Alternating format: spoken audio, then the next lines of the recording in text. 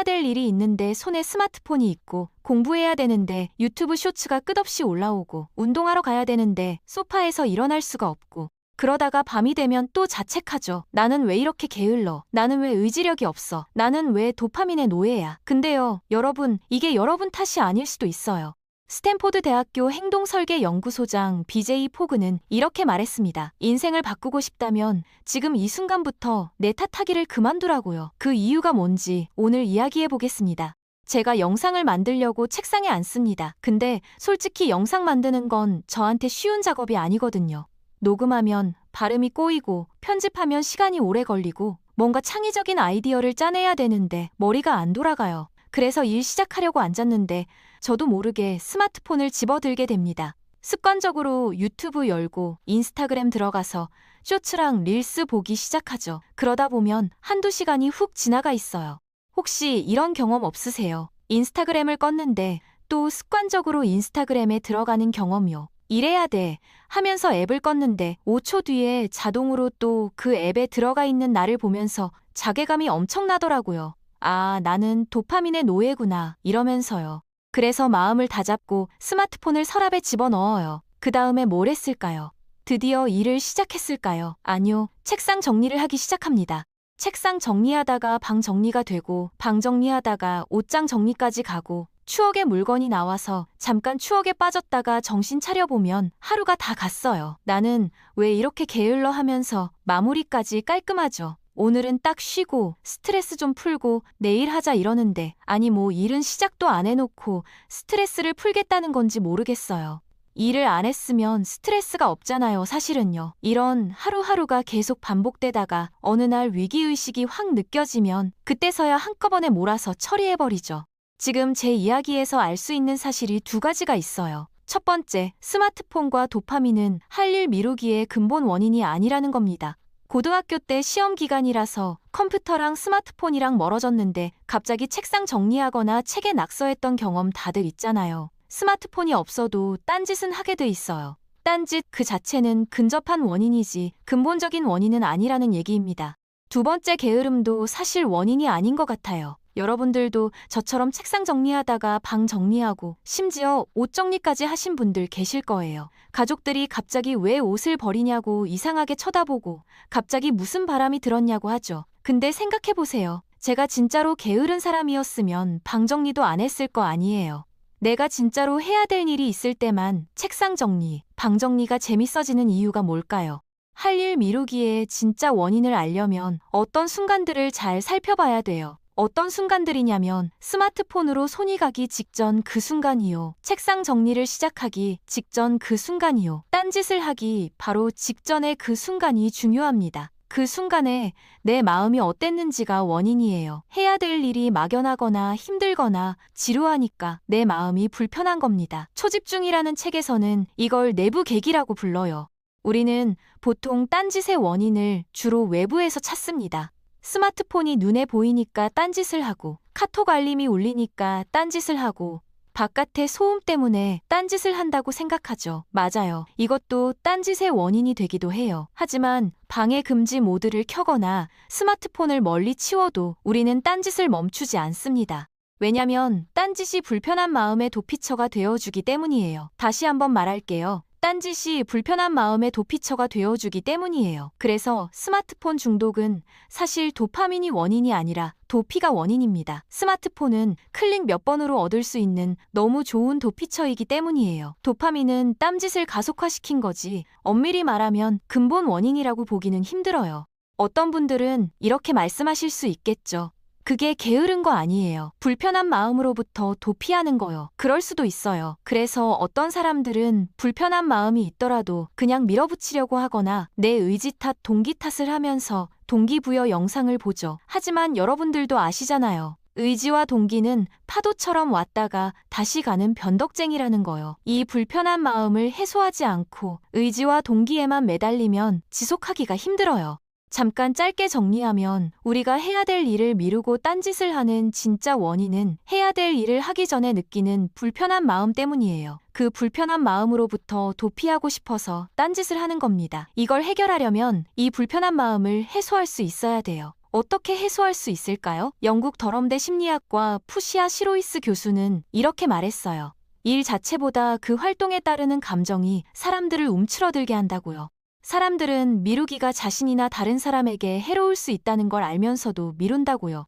만성적으로 미루는 사람은 자신의 감정을 관리하고 조절하는 데 어려움을 겪는다고요. 뇌과학적으로 보면 우리 뇌에는 편도체라는 부위가 있는데요. 이게 위협을 감지하는 센터예요. 해야 할 일을 앞두고 있을 때 편도체가 활성화되면서 이걸 일종의 위협으로 인식합니다. 그래서 불안하고 힘들고 피하고 싶은 마음이 드는 거예요. 그런데 놀라운 건 뭐냐면 일을 시작하고 나서 평균 90초 정도가 지나면 편도체 활동이 줄어든다는 연구 결과가 있어요. 시작하는 순간 뇌가 위험 모드에서 실행 모드로 자동 전환된다는 겁니다.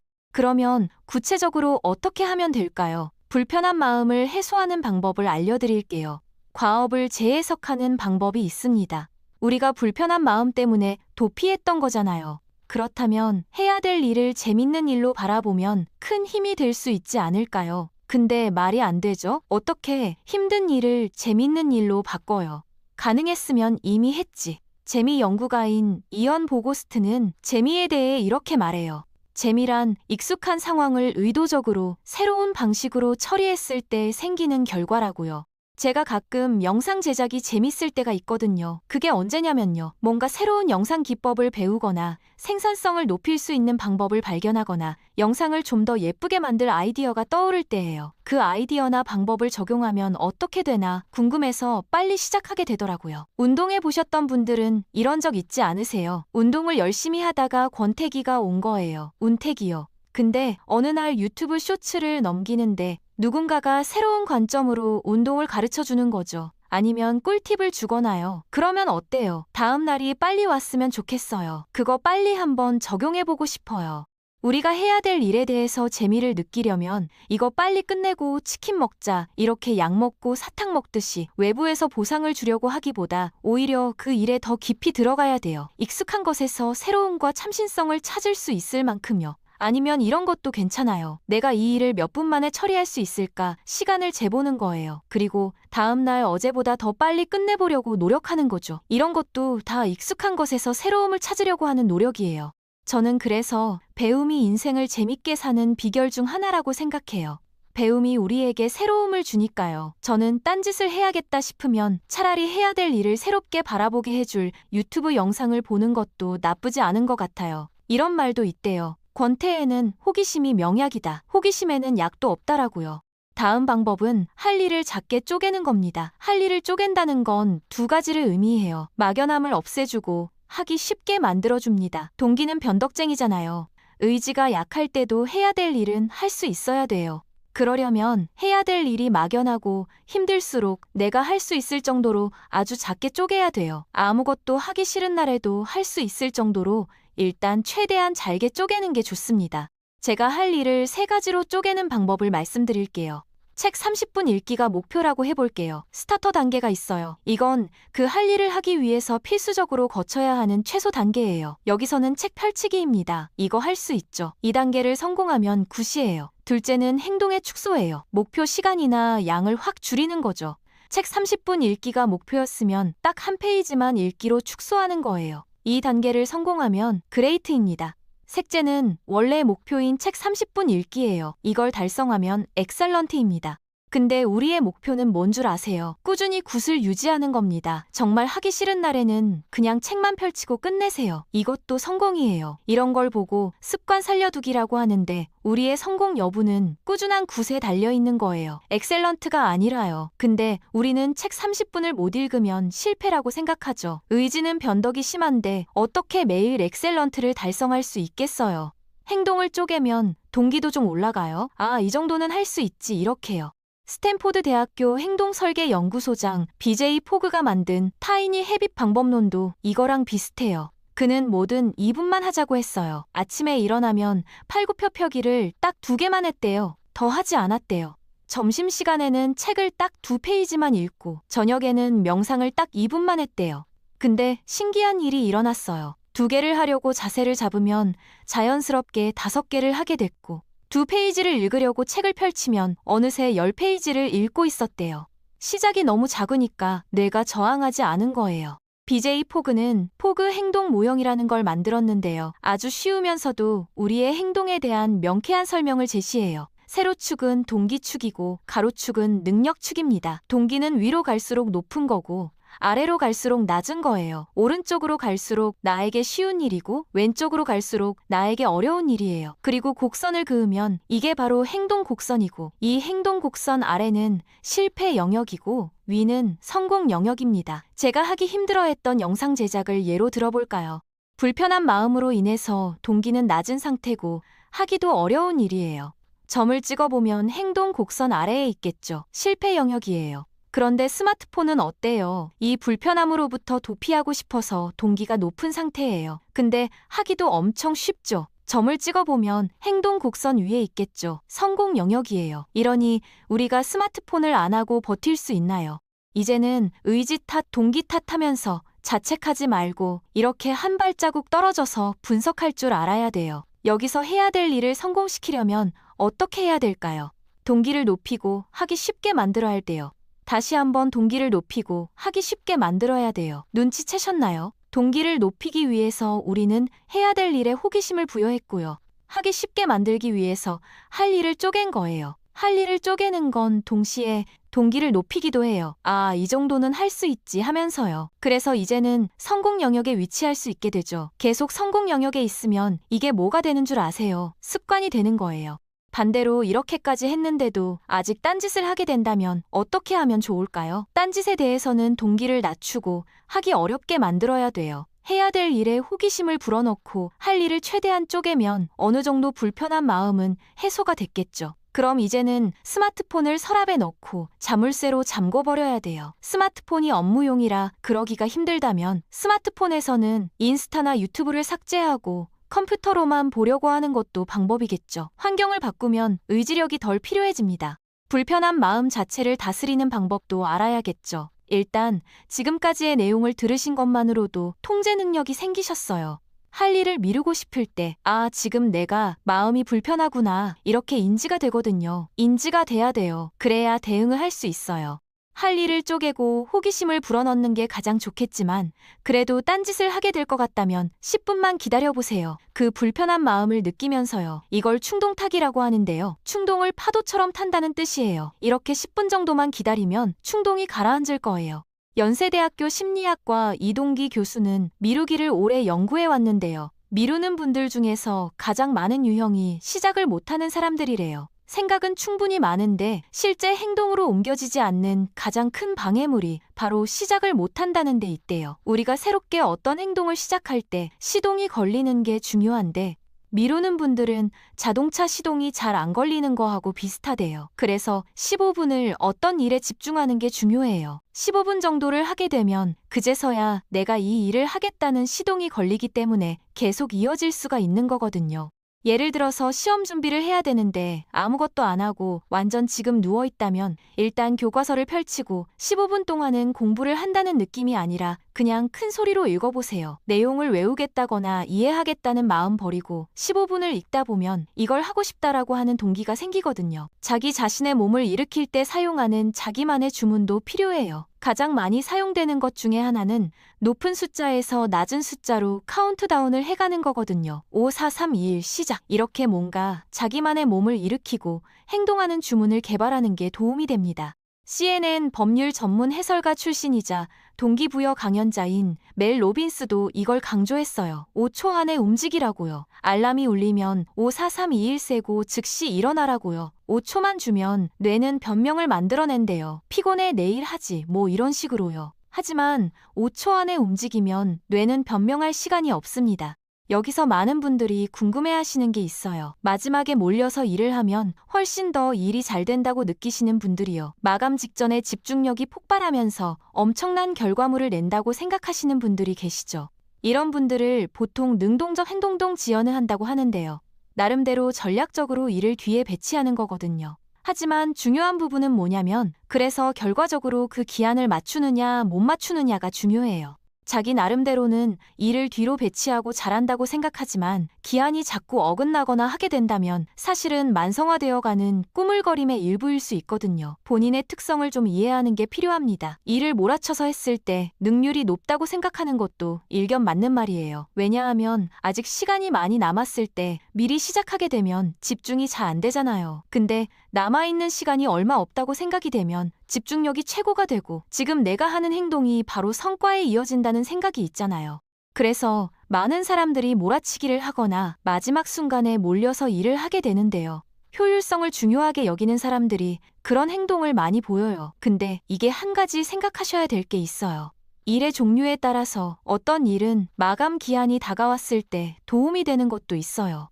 주로 기억력에 의존해서 뭔가를 해야 될 때요. 그런데 세상의 일들이라는 게 복합적으로 해야 되는 일이 많거든요. 미리미리 준비해야만 좋은 결과가 나오는 경우도 있는데 이런 일들을 할 때는 몰려서 일을 하게 되면 실제 성과가 잘 나오지 않을 가능성이 높고요.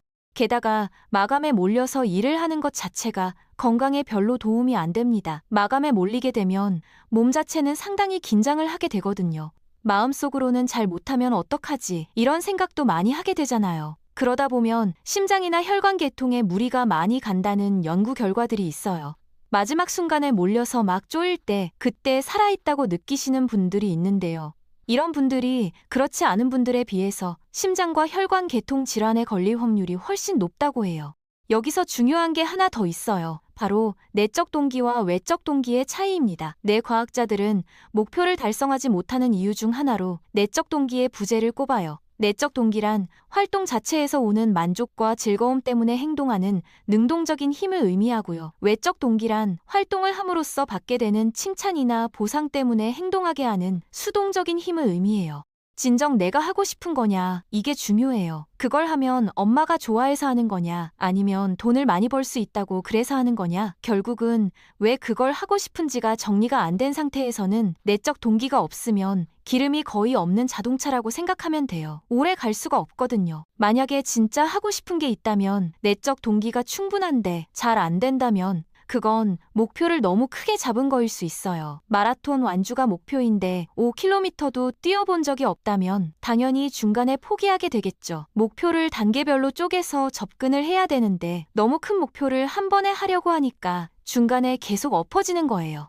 스스로 안에 뭘 원하는지 모르면 기름 없는 자동차 같다고 했잖아요. 많은 사람들은 자기가 주유소 가서 기름을 넣어본 적이 없는 거예요. 엄마 아빠가 계속 주유를 해주고 있었던 거예요. 내가 한 번도 스스로 내 차에 주유를 한 적이 없는 거죠. 그리고 딴 사람들이 이거 좋은 거 같아 선생님도 막 주유해주고 그게 다 누군가가 기름을 항상 넣어주고 있었던 거예요. 그래서 그 남이 넣어준 기름으로 어디까지 딱 왔는데 이제 기름 어떻게 넣는지 모르는 상태가 된 거죠. 야망이라는 게 정말 네가 하고 싶어서 하는 거냐, 아니면 그걸 하면 사람들이 막 우러러보기 때문에 하는 거냐. 외부에서 그거를 해야 되는 동기가 온다면 그건 정말 자기가 하고 싶은 건 아닐 거예요.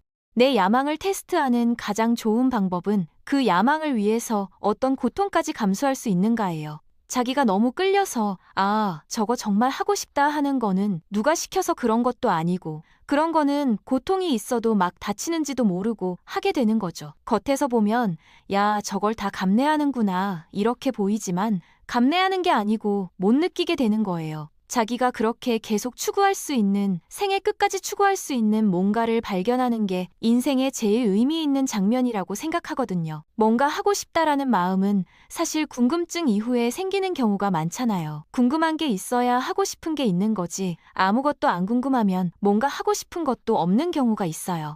뇌과학적으로 얘기하면 이거는 결국 동기부여를 좌우하는 중뇌 피질 회로의 도파민 분비가 안 되는 거죠. 근데 이 도파민이 나오게 하는 방법, 궁금증을 일으키는 방법을 보면 두 가지가 있대요. 하나는 결핍에 의한 궁금증이에요. 내가 모른다는 거 알았어. 내게 이게 없다는 거 알았어. 좀 어디 있는데 어떻게 해야 내 걸 아는데? 하면서 결핍을 느끼는 순간 궁금증이 나오는 게 있고요. 두 번째가 되게 재밌어요. 꼬리에 꼬리를 무는 궁금증이래요. 내가 한번 궁금증이 있어봐야 거기에 꼬리를 물고 또 다른 궁금증이 생기면서 동기가 부여되고 궁금해지고 그래서 이걸 알게 되면 궁금한 게 더 많이 생기고 이거를 따라서 가다 보면 나 이게 하고 싶었네 이렇게 찾아가게 되는 거예요. 가능성만 있는 상태가 좋아서 바깥 세상 무서워 안 나가면 꼬리에 꼬리를 무는 궁금증이 생길 리가 없으니까 내가 뭘 하고 싶은지 정말 이게 내 건지 알 수가 없는 상태인 거죠. 그래서 물리적 세계와 충돌을 해봐야 돼요. 어린아이들 같은 경우는 물리적 세계를 아직 잘 모르는 애들 보면 슈퍼맨 같은 영화 보고 뛰어내려서 다리 깁스하고 다니는 애도 있어요. 그런 애들은 다시는 거기서 뛰어내리지 않아요. 왜냐하면 물리적 세계에서 뛰어내려 보니까 너무 아픈 거예요. 영화하고 다르거든요. 자기가 생각하는 거하고 실제 세상은 딱 부딪혀 보면 아, 이게 저항이 있다. 그리고 그거를 뚫고 나가지 않으면 절대 아무것도 할 수 없다는 거를 느껴야 됩니다. 그리고 그거를 주변에서 응원을 해줘야 돼요. 자꾸 조그마한 목표를 가지고 부딪혀야 되는데 그 부딪히는 거 자체를 자꾸 뭐라 그러는 환경이거나 부딪혀 본 경험이 별로 없으면 안 돼요. 새가 알을 깨고 나오는 과정이 되게 좋은 비유인 것 같아요. 아마 아기 새는 이렇게 생각할 거예요. 톡 쪼면 빵 깨져서 내가 나오겠지. 근데 사실 아기 새가 알에서 나오려면 아마 수백 번을 왜 안 열려 막 쪼고 해서 나 알에서 못 나오나 싶을 때쯤 깨져서 나오지 않을까요? 알에서 정말 나오고 싶어야 돼요. 여기서 나가야만 한다는 그 절박함이 있어야 돼요. 그게 절박함일 수도 있고 진짜 하고 싶은 어떤 갈망일 수도 있는데 그런 거의 크기가 크면 클수록 합당한 노력은 하게 돼 있는 것 같아요. 작심삼일에도 과학적인 근거가 있어요. 새해가 되거나 우리가 어떤 일을 시작할 때 많은 분들이 한 3일 정도는 열심히 일을 잘하는데 막상 나흘째 되면 힘이 딸리게 되죠. 그러면 그 다음 날 닷새째 다시 일을 하면 되는데 대부분의 경우에는 뭔가 그림이 중간에 무너진 것 같은 느낌이 들면서 급전직하로 가라앉는 경우가 있어요. 우리가 새로운 어떤 일을 할 때는 스트레스를 동반하게 돼 있어요. 안 하던 걸 하려면 힘들잖아요. 우리 몸의 부신 피질이라는 곳에서는 두 개의 호르몬을 분비해요. 하나는 아드레날린이라는 호르몬인데 이건 사람을 각성시키는 효과가 있고요. 또 하나는 코르티솔이라는 호르몬인데 이거는 사람을 완화시키거나 안정시키는 효과가 있거든요. 근데 이 두 개의 호르몬의 기능이 뭐냐면 우리가 스트레스를 받을 때 이거를 잘 방어할 수 있도록 도와주는 호르몬이에요. 일종의 스트레스 방어 호르몬이라고 할 수 있는데 이 호르몬들의 유효기간이 3일이라고 합니다. 그러니까 3일 정도까지는 어떤 새로운 일을 시작했을 때 나오는 스트레스를 잘 견딜 수 있지만 나흘째가 되면 그 스트레스 방어 호르몬의 도움 없이 내 힘으로 해야 되기 때문에 가라앉을 수가 있다는 거죠. 그럼 어떻게 해야 되냐면 작심삼일이 생길 수밖에 없는 거를 이해를 해야 되고요. 나흘째는 좀 쉬어도 돼요. 그리고 다시 작심삼일을 시작하는 거예요. 시작하는데 첫 번째 했던 계획과 조금은 다르게 변주를 해서 다시 작심삼일을 시작하면 되는 거예요. 좋은 습관이 드는 데는 평균 66일이 걸린다고 해요. 개인차는 상당히 많습니다. 자기 관리를 잘하는 분들은 한 18일 정도면 습관이 들고요. 자기 관리를 잘 못하는 분들은 254일이나 걸린다고 하니까 평균 2달은 계속 해야 된다라고 하는 게 중요하고요. 좋은 습관이 들려면 시간 관리나 시간 계획을 잘 세워야 될 텐데 보통 시간 계획을 너무 꽉 채워서 무리하게 하기 때문에 중간에 실천하지 못하고 나가 떨어지는 경우가 훨씬 많거든요.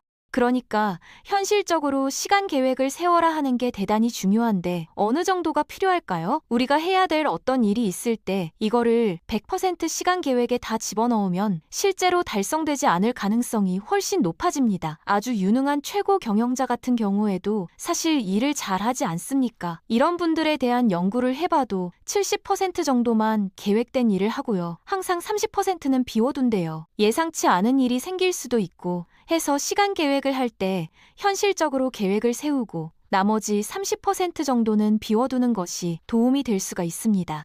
실제로 행동하기 쉬운 환경 자체를 만드는 것도 고려해 볼 수 있어요. 만약에 운동을 해야 되는 분이 있다면 눈앞에 운동과 관련된 옷가지나 이런 것이 가방에 들어있어서 언제든지 들고 바로 나갈 수 있도록 준비되어 있다든지 이렇게 환경 자체를 내가 하려고 하는 행동이 보다 쉽게 이루어지도록 조성하는 거 이런 것들도 중요해요. 자제력이 있는 사람들은 사실 자제력을 발휘할 상황을 최소화하는 사람들이에요. 의지로 이겨나가는 게 어렵다면 환경을 바꾸는 게 도움이 됩니다. 미루는 거를 반복하게 되면 가장 먼저 영향을 받는 건 뭐냐면 물론 자기 자신의 성과가 떨어질 수가 있고요. 동시에 다른 사람과 함께 하는 일을 할 때 나 혼자 미루게 되면 민폐가 될 수가 있습니다. 그럼 당연히 다른 사람이 가만히 있지 않겠죠. 부정적인 인식이 생기고 신뢰도도 떨어지게 되고 여러 가지 압박감을 부여할 수도 있고요. 가장 생각해 봐야 할 거는 미루는 게 반복되게 되면 가장 크게 타격받는 거는 자존감이에요. 일을 또 못했구나. 나는 이런 것도 못하는 사람이야. 의지가 박약하고 열정이 부족한 사람이야. 게으른 사람이야. 이렇게 자기 스스로에게 부정적인 말을 자꾸 하게 되잖아요. 자존감이라고 하는 것이 스트레스를 받았을 때 나를 지킬 수 있는 중요한 부분인데 그렇게 되면 갑옷을 입지 않고 전쟁터에 있는 거하고 똑같아요. 다른 사람이 하는 말, 화살 같은 것이 관통된다고 생각하셔야 돼요. 그러면 우울로 가게 되고요. 기분이 가라앉게 되면 나는 아무것도 못하는 사람이야. 이런 생각과 함께 점점 더 무기력해지는 데 문제가 있습니다. 정말 무기력한 사람들은 침대나 이런 데서 몸을 일으키지도 못해요. 그렇게 되면 생각은 많이 있지만 아무것도 하고 있지 않다라고 하는 것들을 견뎌야 되는 거거든요. 그래서 꾸물거림의 가장 무서운 점은 습관화됐을 때 무기력과 이어질 수 있다는 데 있습니다. 무기력하게 될 경우에는 상당히 우울감 같은 게 동반되어 있기 때문에 개인 혼자의 의지나 노력만으로는 쉽지 않을 수가 있어요. 보통 우리가 심리 상담이라는 것들이 존재하잖아요. 전문가와 함께 얘기를 하고 도움을 좀 받는 것이 도움이 됩니다. 혼자 계속 무기력하게 있게 되면 날개가 없는 것처럼 점점 더 밑으로 떨어지는 느낌 같은 게 생기거든요. 그때는 가족들하고 말씀하시고 도움을 구해야 됩니다. 내가 일을 지금 안 하고 있지만 마음만 먹으면 할 수 있다라는 일종의 근자감, 근거 없는 자신감들만 많이 있는데 마음 먹어도 일이 안 될 때도 있어요. 그러기 때문에 내가 언제든 할 수 있다라는 생각은 조금 낮추시는 게 좋겠고요. 많은 분들이 미루기, 타파 기술 이런 것들에 관심이 많으세요. 그런데 자기 자신이 어떤 스타일인지 잘 이해를 하지 않은 상태에서 기술만 배운다고 해도 별 효과가 없어요. 실제로 나는 왜 꾸물거리는지 이유에 대해서 먼저 공부를 하고 그 다음에 타파 전략을 구하는 것이 도움이 됩니다.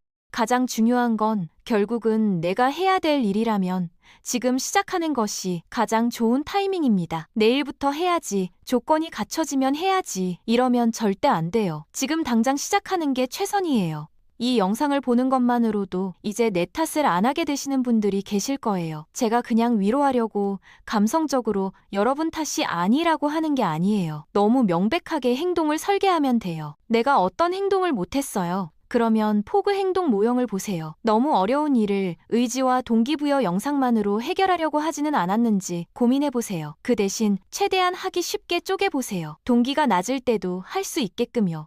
자꾸 나쁜 행동을 하게 돼요. 그러면 이 모형을 보세요. 하기 어렵게 만드세요. 동기를 낮추세요. 이 두 가지가 합쳐졌을 때 내가 원하는 행동이 나올 거예요. 여러분은 오늘 해야 될 일을 미루고 딴짓을 하는 진짜 원인과 해결책을 알게 되셨어요. 오늘 내용을 딱 3문장으로 정리해 볼까요? 게으름, 스마트폰, 도파민은 딴짓의 근본 원인이 아닙니다. 해야 될 일에 대한 불편한 마음이 나를 딴짓으로 향하게 합니다. 이 불편한 마음을 해소하려면 과업에 호기심을 부여하고 할 일을 최대한 쪼개야 합니다. 이제는 내 탓하기를 그만두고 원하는 행동을 통해서 원하는 인생으로 나아가시길 바랍니다. 오늘 영상이 도움이 되셨다면 좋아요와 구독 눌러주시면 저한테 큰 힘이 됩니다. 댓글로 여러분의 미루기 경험이나 극복 방법도 공유해 주시면 좋겠어요. 감사합니다.